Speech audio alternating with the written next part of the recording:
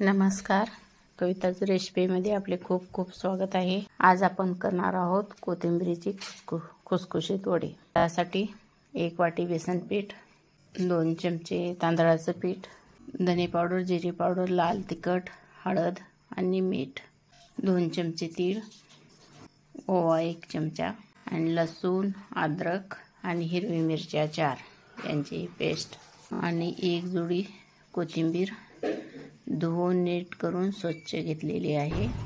बारीक चिरलेली कोथिंबीर 1 जुडी। आता आपण याच्या कोथिंबीर वड्या बनवणार आहोत। आता हे सर्व मिश्रण एकजीव करून घ्यायचे। पाणी अगोदर घालायचं नाही, कारण कोथिंबीरमध्ये पाणी असते। अगोदर त्यातच मळून घ्यायचं, नंतर कमी पडलं तर थोडं पाणी घालायचं, पण पहिल्या सुरू पाणी घालायचे नाही। आता आपलं हे मिश्रण चांगलं मळून झालेलं आहे। आता याचे आपण छोटे छोटे गोळे करून रोल बनवून घेऊ। तोपर्यंत गॅसवर कढई ठेवून त्यात 1 ग्लास पाणी घालून घेऊ। तोपर्यंत पाणी गरम होतंय। पाणी गरम होईपर्यंत इकडे आपण रोल बनवून घेऊ। पाणी आता उकळे आहे, त्यावर चाळणी ठेवू। याला मी आतून तेल लावलेले आहे। आता याच्यात आपण बनवलेले रोल ठेवू।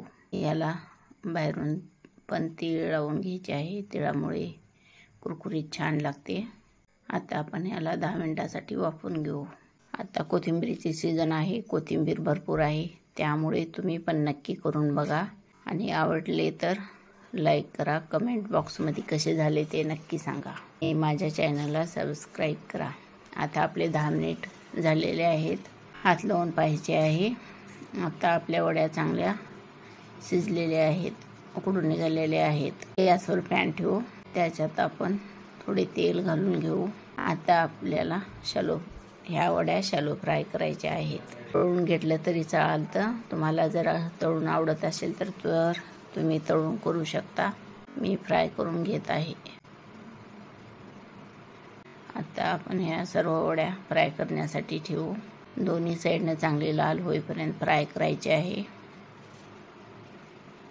थोडी चांगली एक साईडने फ्राय झाले की दुसऱ्या साईडने पलटून घ्यायचे आहे। लाल चांगल्या तळून घ्यायचे आहेत, याच्यामुळे वडी आपली कुरकुरीत लागते। तुम्हाला जर माझे पदार्थ आवडत असतील तर लाईक करा, शेअर करा आणि सबस्क्राईब करा।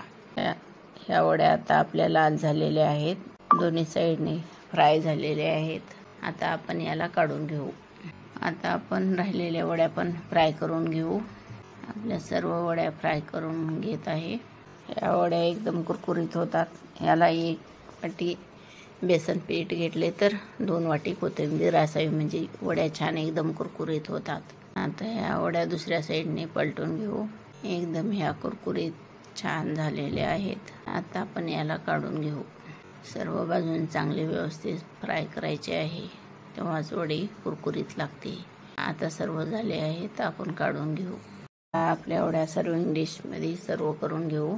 ते टोमॅटो केचप सोबत खायला छान लागतात। तुम्ही पण नक्की ट्राय करा आणि कशा झाल्या ते कमेंट